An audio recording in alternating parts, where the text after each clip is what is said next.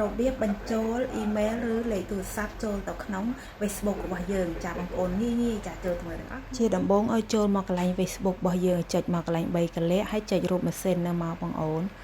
អូសចុះមកក្រោមចាចុចតាមដៃខ្ញុំទៅបងប្អូនមិនថាជាភាសាអង់គ្លេសឬភាសាថៃភាសាខ្មែរណាចំណាំរូបក៏បានដែរបងប្អូនចាចុចទៅលើនឹងមកចារួចហើយបងប្អូនចុចរូបប៊ិចចា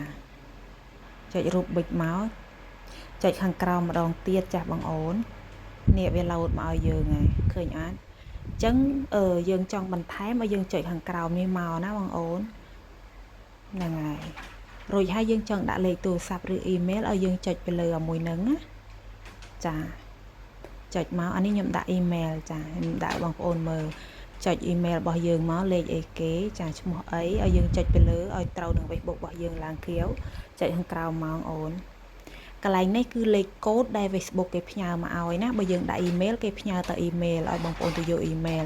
បើយើងដាក់លេខទូរស័ព្ទឲ្យទៅយកកន្លែងលេខទូរស័ព្ទណាគេផ្ញើមកឲ្យចាអ្នកលេខកូដនៅខាងក្រោមអញ្ចឹងលេខកូដម្នាក់ដូចគ្នាទេអាស្រ័យទៅលើគេផ្ញើមកឲ្យយើងចាឲ្យយើងយកមកដាក់មកចាលេខកូដ6ខ្ទង់ហ្នឹងណាបញ្ជាក់បើសិនជាបងប្អូនដាក់លេខទូរស័ព្ទវានឹងផ្ញើទៅកន្លែងលេខទូរស័ព្ទហ្នឹងហើយលេខកូដហ្នឹងរួចហើយបញ្ជាក់ម្ដងទៀតមកថាត្រូវនៅចាបើត្រូវហើយឲ្យចុចខាងក្រោមនេះមកចាបងប្អូនចា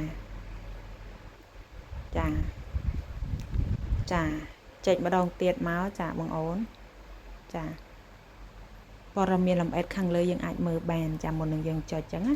នេះឃើញអត់បានហើយបងប្អូនចាអ៊ីមែលរបស់យើងចាអញ្ចឹងអត់មានអីបាក់ទេបងប្អូនងាយបើសិនជាបងប្អូនមើលម្ដងហើយយើងអត់ចាំធ្វើអត់តាន់កើតយើងអាចមើលម្ដងហើយម្ដងទៀតណាបងប្អូនចានេះសំខាន់តែម្ដងចា